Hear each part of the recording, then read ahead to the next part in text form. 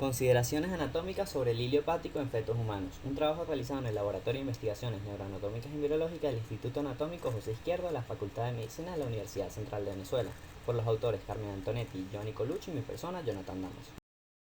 El hígado es un órgano voluminoso ubicado dentro de la cavidad abdominal, que está ubicado en hipocondrio derecho y se extiende epigastrio e incluso hipocondrio izquierdo, y presenta dos superficies, una cara superior o diafragmática y una cara posterior inferior o visceral, que está cursada por tres surcos, el surco o la fisura del ligamento teres y el lecho de la vesícula biliar en sentido anteroposterior, y en sentido transversal el hilio hepático, por donde nacen o salen y ingresan los principales elementos del pedículo hepático, es decir, las vías biliares que se describen clásicamente en un plano superficial formadas por la confluencia del conducto hepático derecho e izquierdo.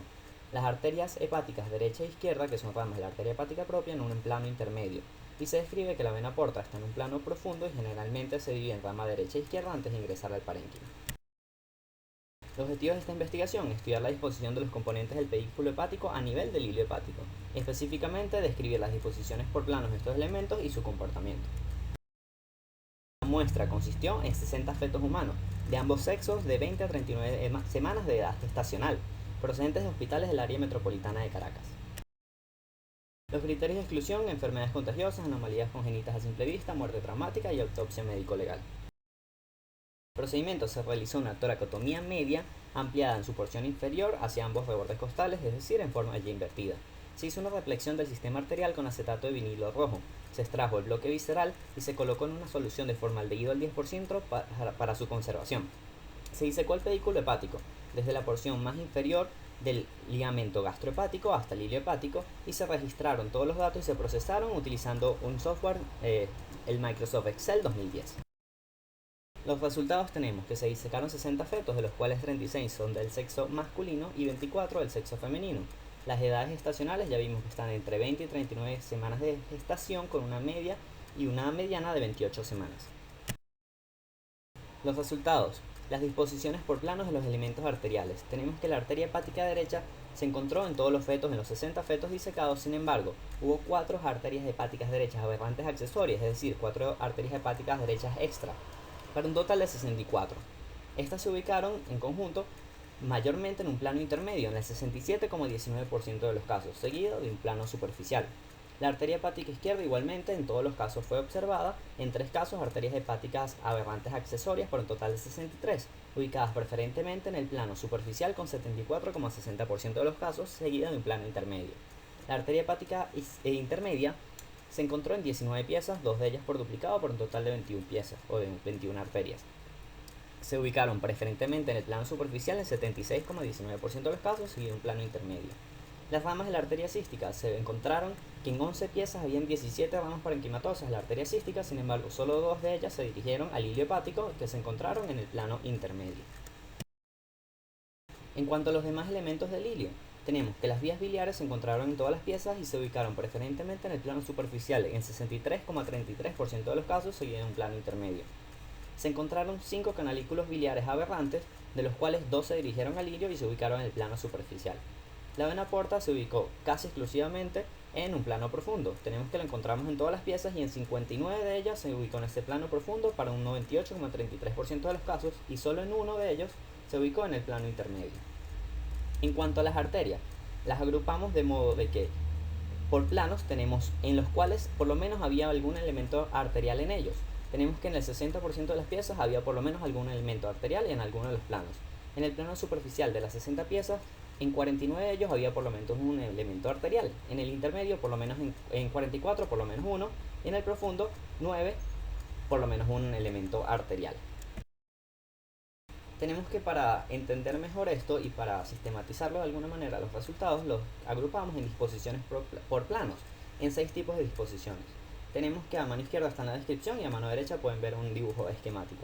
La disposición tipo 1 es la clásica, es decir, las vías biliares se encuentran en un plano superficial, en el intermedio están las arterias hepáticas y en el profundo está la vena porta. Podemos ver un ejemplo: en amarillo vemos las vías biliares en el plano superficial, en gris la hepática izquierda y la hepática derecha por detrás de la arteria cística, y en el plano profundo, en un color morado, vemos la vena porta. El plano o la disposición por planos tipo 2, tenemos que superficial se encuentran las vías biliares y las arterias hepáticas, intermedio las arterias hepáticas y en el profundo la vena porta.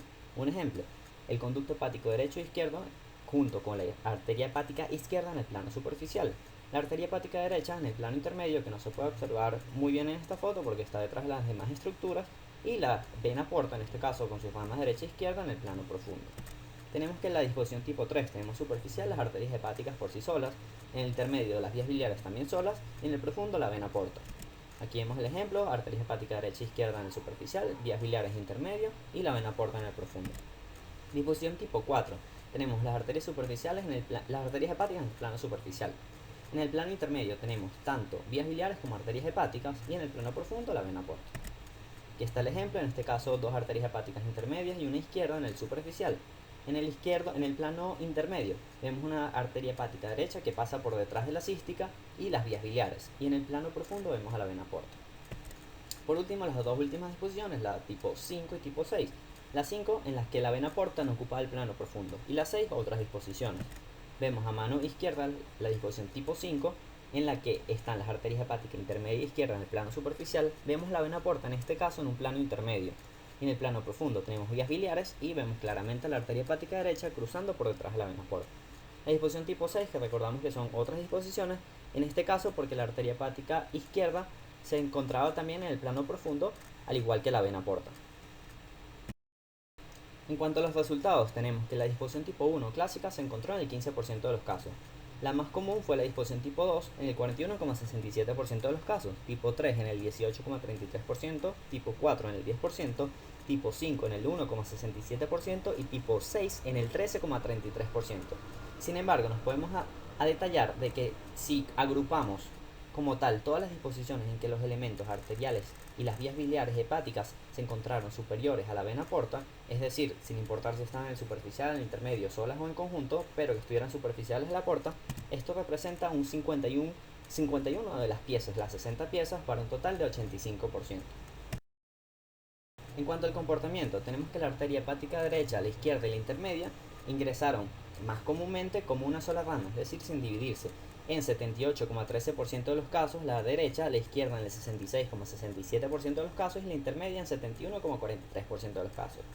Tenemos que las vías biliares, sin tomar en cuenta como tal los canalículos biliares accesorios o aberrantes, que en el 90% de los casos también emergieron como un conducto biliar único. Y la vena porta también ingresó en el 79,66% de los casos como un tronco único. En cuanto a la discusión, tenemos que hablar que hay una gran variabilidad a este nivel de estos elementos. Ya Duvier reporta que como tal la disposición clásica, que recordamos que en nuestros resultados solo obtuvo un 15%, no es la más común.